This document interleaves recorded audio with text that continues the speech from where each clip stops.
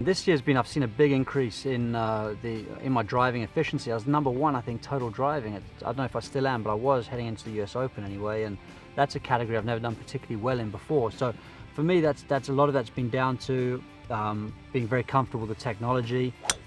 And the other thing was really working hard in the gym, really sort of freeing up my hips a little bit, learning to, I guess, squat, get into a true deep squat position. That really kind of freed up the whole backswing for me and can create a bit more power.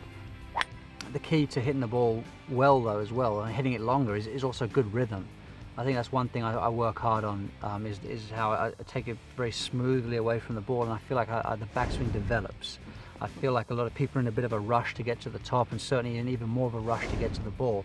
And another nice thought for amateurs is to make the fastest point of their swing a foot past the ball.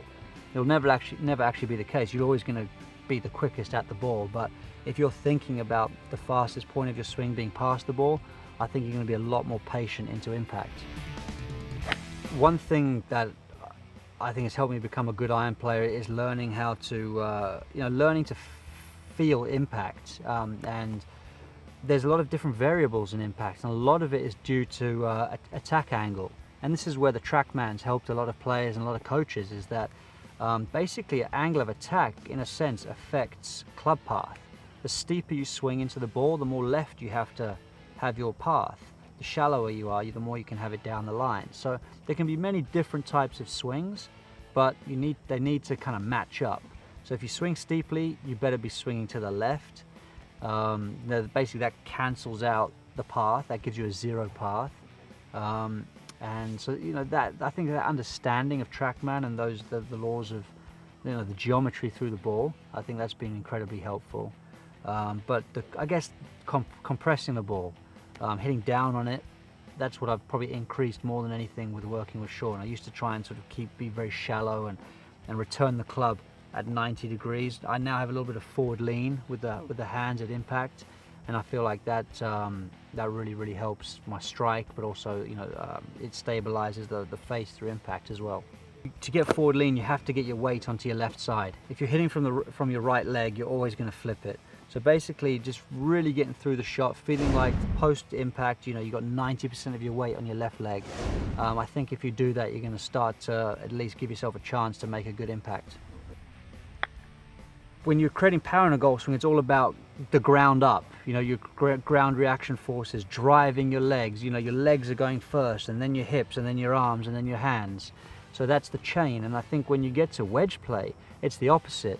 I feel like you need your upper body doing more of the work, and your lower half being very quiet. So for me, that's where things change completely.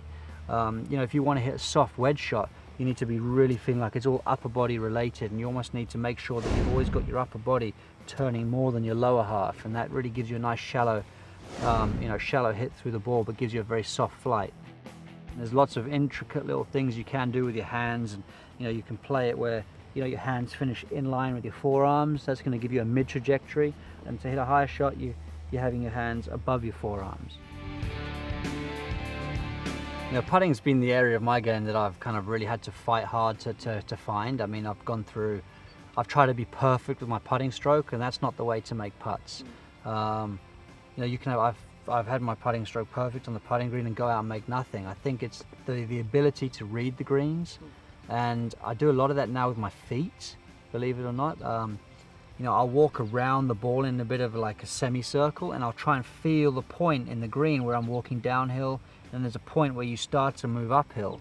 And then as you get to that point in the green, that's called the inflection point, which is a bit of an aim point term, but you get to the inflection point so you know where the straight line is. And then you can easily determine if your ball's on the right side, it's a right to left putt, and if the ball's on the left side of that inflection point, it's a left to right putt. So I think I've really begun to read the greens much better, which has helped me make some putts of length. And I think holing out around the cup is always just about the discipline of having your eyes still.